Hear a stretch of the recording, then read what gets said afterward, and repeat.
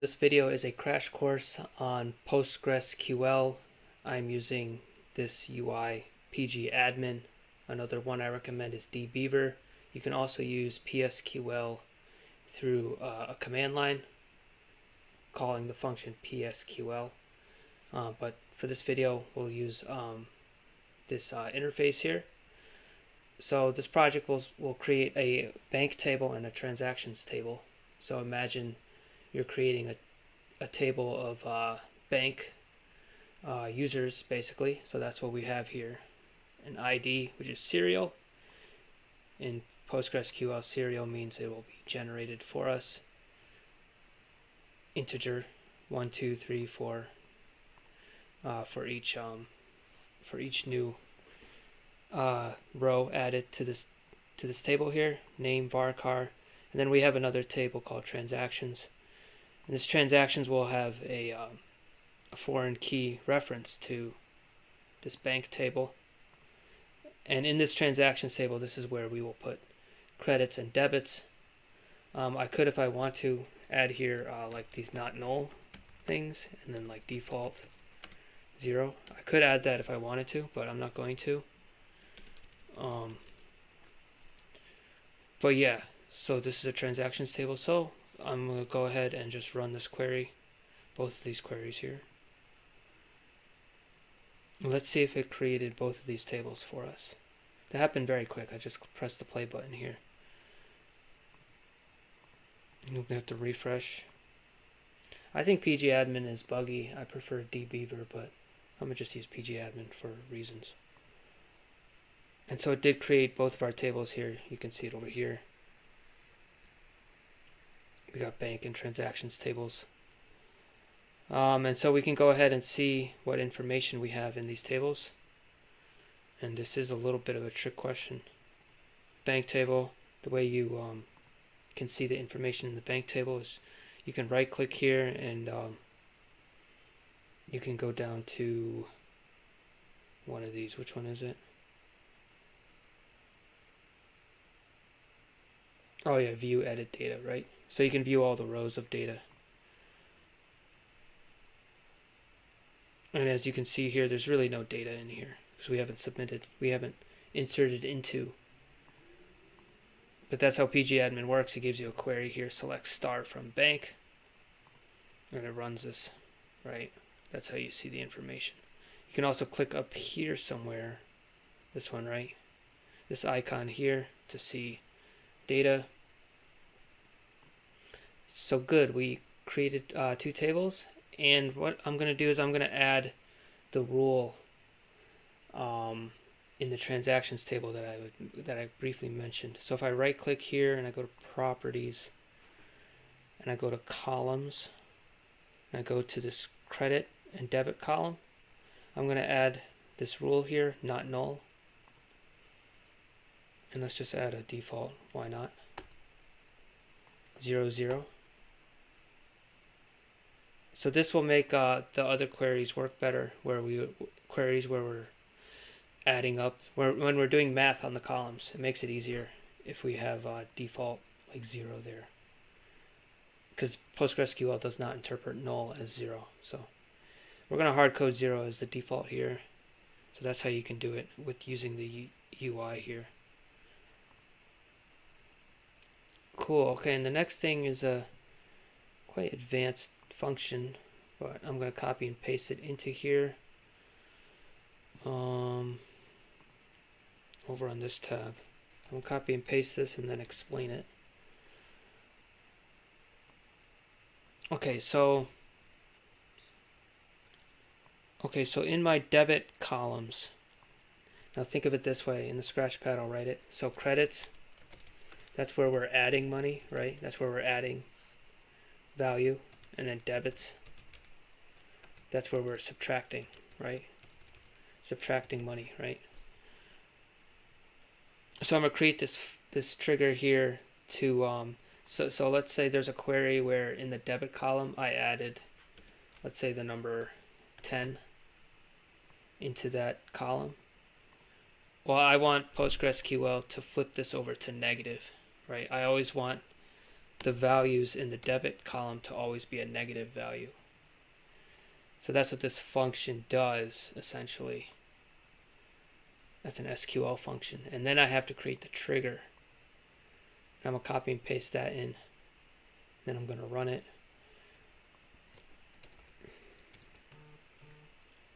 Okay, so before each insert on the transactions table, for each row, we're going to make sure that that the value in the debit column is a negative number. So I'm going to again run these. I'm going to run these two. Okay, so the triggers were created. And in this UI here, we should be able to see the triggers. Yeah, it's down here, right?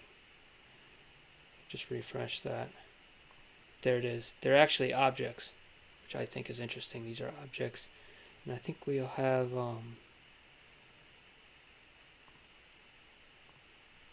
yeah. Let me refresh this whole schema, see if it gives me more data. Trigger functions, yeah. Yeah, so that's so now we have the trigger here to make sure the debit column is always negative. And so now it's time to insert data into our bank table. So we're going to insert 3 different users.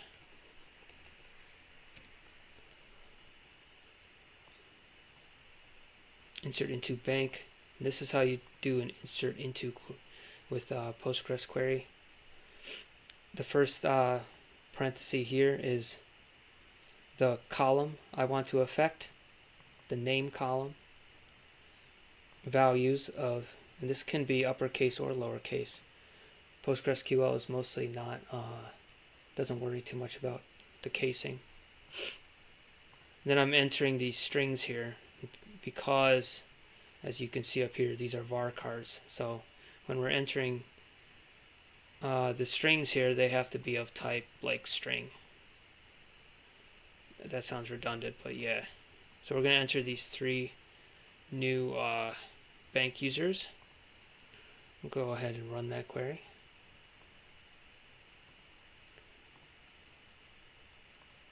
Inserted 3 values. And so let's see our table here. Okay, let's just run this. Okay, there we go. So that's our table. And these IDs here, which is the primary key, that's how we can look up people in this bank table. These are auto-generated, right? I did not hard code these 1, 2, 3. And let's insert transaction data.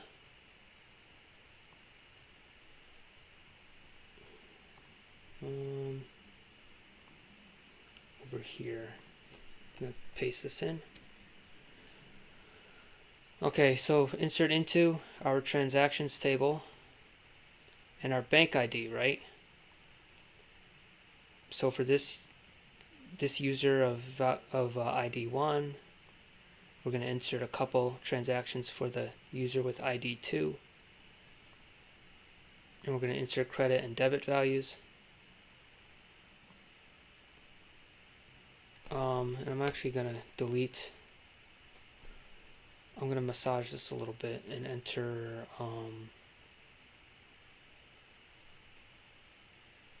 credit debit values of this. I'm going to see if this works actually.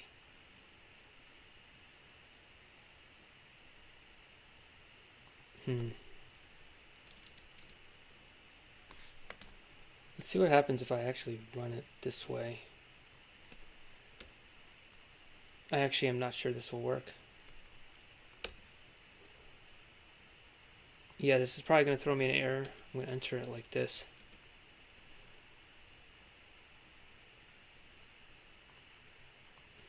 Let's just run this, see what happens. Yeah, it expects credit and debit values to be in there.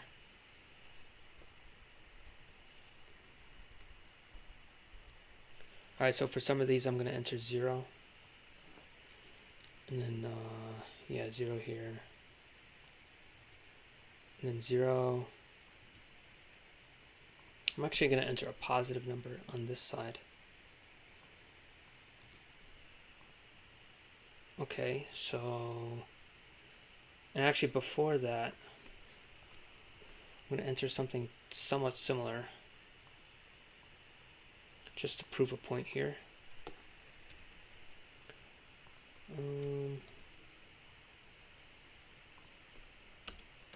Okay, so for the user with the ID of 7, we're going to enter, or we're going to credit $100, right?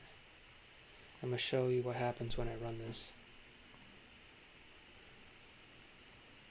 Right? So insert or update on table transaction violates foreign key constraint. So this is invalid because the number 7 here, there's a foreign key, right, on our bank. Right? There's no user with an ID of 7, right? So it's going to not work. So that's how we know our transactions table is closely correlated with the accounts that we have.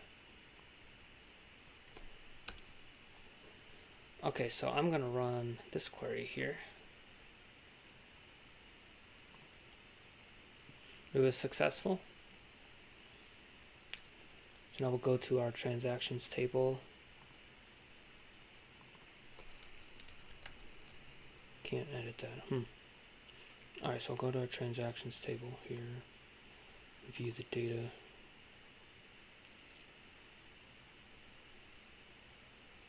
Cool, so these are all the transactions we just entered. Now notice how all these debit transactions are negative. Even though, as we go back to the query here, see, this one was positive, and this one was positive, right? But since we have our trigger function, it flips these over to negative, which is exactly what it's supposed to do. And so now we have all these transactions in here. And since I'm going to show you a couple other join queries, the join queries won't really work well unless you have an ID for every single transaction. So every transaction here has an ID, and of course this column here, this is correlated with our bank table. Yeah, so anyway, yeah, you need a primary key. You definitely need a primary key to help make a lot of SQL queries work. So that's good. That you can see now how we can have a transactions table. So what if we wanted to have a query where we can see the balance for every single user? So for user 1, we're going to get a balance, user 2, and user 3. So for user 1, we should expect a balance of negative 50, right? Because we have a credit here. Add 100 and then subtract 150. So user 1 should have negative 50. User 2 should have like negative 225. And user 3 should have a negative balance as well of negative 25, right? So I'm going to copy and paste another query in here to show that. And I'm going to describe it as well because this is a lot of information here.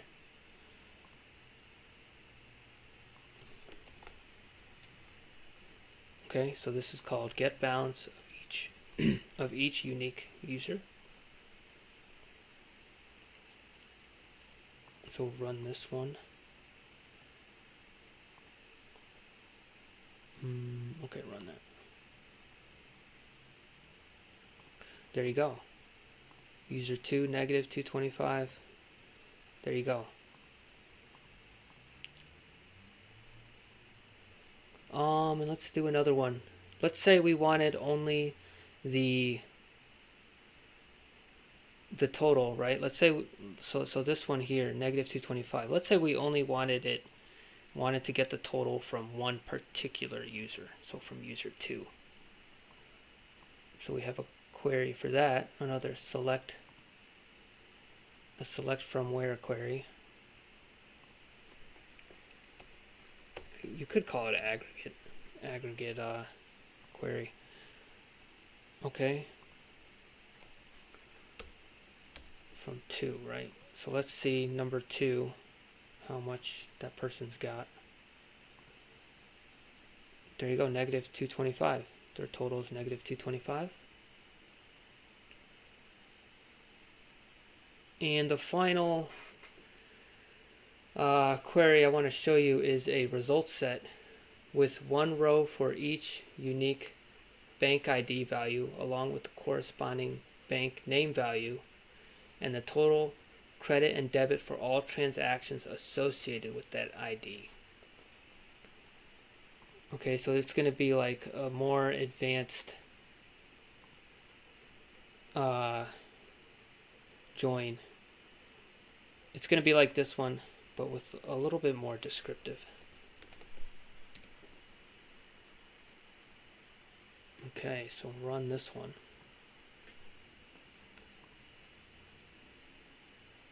Okay, so you can see we're going to see our person B, A, B, and C again, right? So we're bringing that information from the bank table over here, and we're seeing that, for example, person B has total debits of that, total credits of that. Person C, total credits of 50. So you get the picture, the total debits and credits for each of these users, along with the name and their ID as well. So I hope that's a good crash course for you on Postgres. Those queries I used for this video, I'll have the GitHub link, so you can always copy and paste that and try that on your end. I think real quick I want to show you just how to get into the Postgres terminal, because it is tricky. If you come from MySQL or something else, you might stumble a little bit getting into a Postgres terminal, but I'll just show you it real quick. So I drag my terminal over here. This is it right here. This is all I'm going to show you, but just this. It's PSQL-U, capital letter, right? And then you'll type in your password, right? That's just how you connect to Postgres. You can do all the stuff I just showed you. In here you can create table, you can, this lists all your databases. This you can connect to a database you got here, right? So yeah, the SQL queries will be on GitHub. Try to like and subscribe, and happy coding.